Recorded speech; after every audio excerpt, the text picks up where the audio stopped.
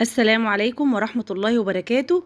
النهاردة إن شاء الله هرد على أكتر سؤال معانا.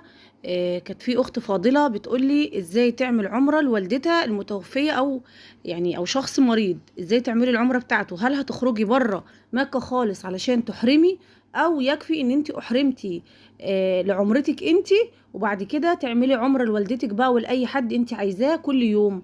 فهل لو حابة تعملي عمرة لشخص تاني متوفي أو مريض تحرمي من أول وجديد ولا لأ؟ إن شاء الله هنتكلم باستفاضة في الموضوع ده لأنه مهم جدا جدا علشان تتأكدي إن انتي عملتي عمرتك صح. بس قبل ما نكمل الفيديو، بالله عليكي ما تنسي اللايك والاشتراك في القناة لو لسه ما اشتركتيش. أول شيء، معانا حضرتك دلوقتي رايحة علشان تعملي عمرة. طبعا هتعملي عمرة ليكي أول شيء، والإتمام يعني ما ينفعش أصلا تعملي عمرة لأي حد غير لما تعملي عمرة لنفسك. طب أنا برضو مسافرة مخصوص علشان أعمل عمرة لوالدتي، لازم برضو حضرتك تعملي عمرة لنفسك الأول، وبعد كده بتحرمي من أبيار علي. لو حضرتك جاية من المدينة المنورة وهتحرمي من مسجد السيدة عائشة رضي الله عنها وأرضاها، حتى هناك ليه مسمى اسمه مسجد التنعيم، بتروحي هناك وتحرمي من هناك. ولو هتعملي عمرة لوالدتك أو والدك أو أي شخص، فبتقولي هناك لبيك اللهم عمرة عن أمي، وتسميها وليكن روضة. فإن حبسني حابس فمحلي حيث حبستني، اللهم تقبلها مني عمرة من غير سمعة ولا رياء. وتبدأي في التلبية، تبدأي في مناسك العمرة، وتبدأي في محظورات الإحرام من وانت في الميقات. من وانا في الميقات يا مراوضة، حتى لو انا مش هعمل عمرة لنفسي، حتى لو انت مش هتعملي عمرة لنفسك، ما هي حضرتك عمرة لازم تتميها، سواء كانت ليكي لوالدتك لوالدك لأي شخص ايا كان حابة تعملي له العمرة، لازم تلتزمي بمحظورات الإحرام، ولازم تلتزمي بيها كأركان وواجبات وسنن. فلازم تبقي عارفة العمرة كويس قبل ما تسافري.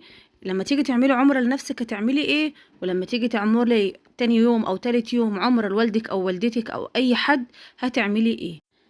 فانا كده اتكلمت معاكم في نقطة الاحرام، اللي هي عشان تحرمي او علشان تعملي عمرة لاي شخص تاني غير العمرة بتاعتك، مش هتضطر ان انت تخرجي بره مكة او ان انت تسافري علشان هي قالت لي لازم اسافر واطلع بره مكة وارجع تاني علشان اعمل عمرة لوالدتي. لا، حضرتك بتروحي مسجد التنعيم اللي هو مسجد السيدة عائشة رضي الله عنها وارضاها، وبتحرمي من هناك، وبعد كده بتخشي في مناسك العمرة. طيب ايه هي بقى مناسك العمرة يا مراوضة لشخص متوفي او مريض، او حتى ان هو مش معايا وانا حابة اعمل له العمرة؟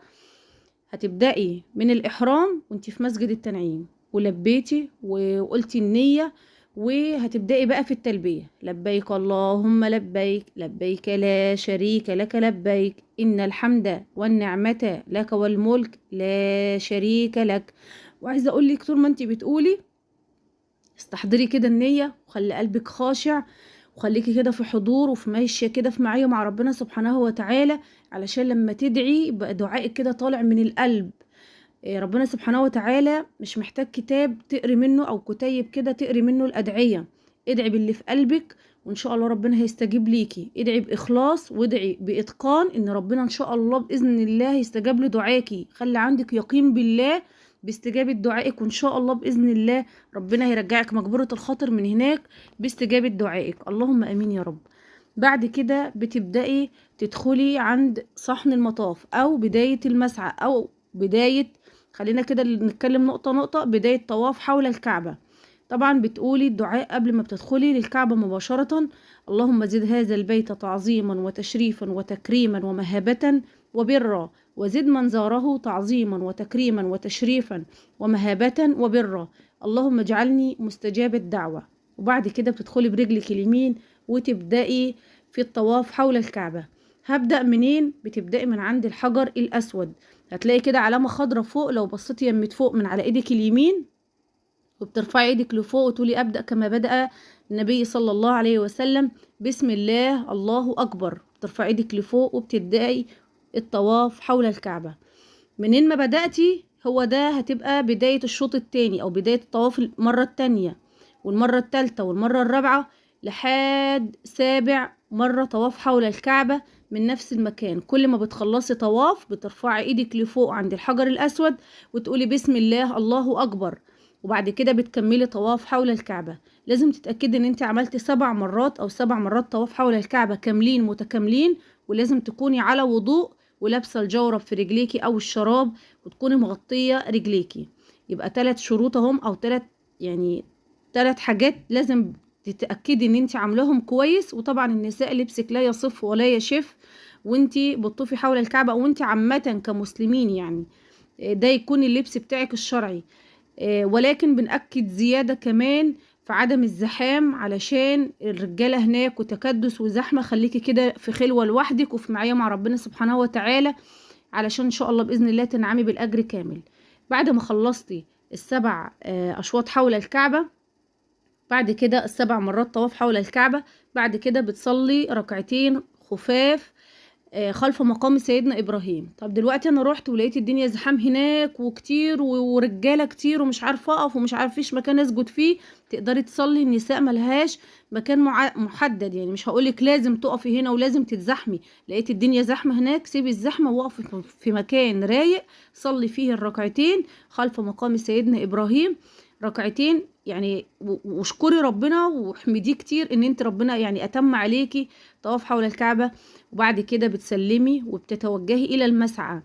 بتشربي ماء زمزم كتير قبل ما بتدخلي، بتلاقي كده يعني كلام من مية زمزم كتير هناك. بتشربي مية زمزم كده لحد لما تتقرعي. برضو حضري امنية وحضري دعاء واشربي مية كتير وتقرعي كده منها. وبعد كده ابدأي في السعي ما بين الصفا والمروة. لازم تتأكدي برضو. طب انا هناك ما كنتش لابسة حزام في الطواف حول الكعبة، ينفع البس حزام البس حذاء في رجليا في المسعى؟ تقدري تلبسي. طب انا مش متوضية او وضوء انتقد، عادي بتقدري تكملي سعي ما بين الصفا والمروة. مش ضروري تكوني على وضوء، ومش ضروري تكوني مش لابسة حذاء، عادي لو لبستيه معلكيش اي ذنب. المهم بتبدأي السعي ما بين الصفا والمروة. بدايتك هتكون عند جبل الصفا. بتبدأي من هناك من الصفا للمروة ادي كده مرة، ومن المروة للصفا ادي كده مرة. اخواتي وحبايبي اللي بيقولوا هنحسبها ازاي، علشان في اخوات بتروح وبتحسب من الصفا للمروة ومن المروة للصفا رايح جاي كده مرة واحدة. حضرتك كده انت عملتي مرتين مش مرة. فركزي علشان ما تتعبيش صحتك على الفاضي، انه برضو مجهود ومشقة ومسافة بتمشيها. طيب في اخوات بيكتبوا لي بيقولي هي الرجالة ليه بتجري كده في المسعى؟ حضرتك لو بصيتي للسقف فوق هتلاقي فيه علامة خضراء. بداية العلامة لنهاية العلامة دي مكان الهرولة، او ده الجزء اللي الرجالة بس هي اللي بتهرول فيه، اي بتجري فيه جري سريع. وحتى المعاق او اللي هو المريض او اللي تعبان او كبار السن مش قادرين يهرولوا، بيرفعوا رجليهم كده وبيدوا احساس ان هما بيهرولوا. واخدين بالكم انتوا؟ المهم ان المكان ده بيهرولوا فيه الرجالة، مش شرط النساء تهرول فيه. اسمه الهرولة. بداية العلامة الخضراء لحد النهاية بتاعتها. ده بس كده بتبص كده للسقف هتلاقي علامة خضراء. لاخواتي وحبايبي اللي مش عارفين وبيسألوني كتير في التعليقات هما ليه الرجالة بتجري قوي كده، لو بصيتي للسقف هتلاقيهم بيجروا من بداية العلامة الخضراء لنهاية العلامة الخضراء، وبعد كده بيبطئوا في المشية بتاعتهم او مشيتهم بتبقى طبيعية بالراحة. وبعد كده بتبدأ العلامة بيبدأوا تاني. فده علشان اخواتي اللي سألوني هو ايه العلامة دي، او ليه بيهرولوا كده، او ليه بيجروا سريع كده مرة واحدة. طيب ده بالنسبة للسعي ما بين الصفا والمروة. طبعا بالنسبة لاخواتي هناك اللي سألونا عن الكراسي المتحركة اسعارها ايه؟ الاسعار يا حبايبي بتكون غالية برضو هناك. يعني مثلا ممكن الكرسي المتحرك يعمل 70 ريال او 80 ريال، وكان في اوقات كان الكرسي بيعمل اوقات كتير يعني ب125، وطبعا بيبقى مواسم. فمكان الكراسي المتحركة لكبار السن والمعاقين بيكون معاكي جواز السفر والباسبور. اسألي على موقف محبس الجن، هي هناك على ايدك اليمين وانت داخل في الساحة بتاعة الحرم داخليا مش خارجيا بره. هو المكان ده معمول هناك للكراسي المتحركة المجانا خالص من غير اي فلوس، بس بتاخدي ما يثبت معاكي ان انت عندك اعاقة او عندك تعب او اي شيء بالباسبور بتاعك والورق بتاعك والبطاقة الشخصية بتاخديها وبتوريها لهم هناك وبيسلموكي. وبعد ما بتخلصي العمرة بتروحي توديه وبتاخدي الورق تقريبا بتاعتك او بتاخدي تمليهم بيانات يعني. فده مجانا خالص. فعلشان اخواتي اللي سألوني، وفي في الادوار اللي فوق برضو عربات كتير وكراسي كتير متحركة. طب بالنسبة برضو علشان بدم فتحنا موضوع الكراسي، في اخوات عايزين ياخدوا معاهم الكراسي اللي هي بتتني وبتتفرد دي معاهم وهم رايحين، علشان ما بيقدروش يصلوا وهم قاعدين. فنصيحة مني ليكي، بدل ما تشيلي كرسي وتتعبي بيه رايح جاي، خصصي مبلغ تمن الكرسي اللي كنت هتشتريه بيها. يعني مثلا هو الكرسي في حدود، يعني كانت الناس، بس الاسعار اللي انا هقول لكم عليها دي قديمه فبلاش اقولها، علشان ايه، خدي معاكي مثلا حوالي 50 ريال مثلا، يعني انا بقول كده مثلا.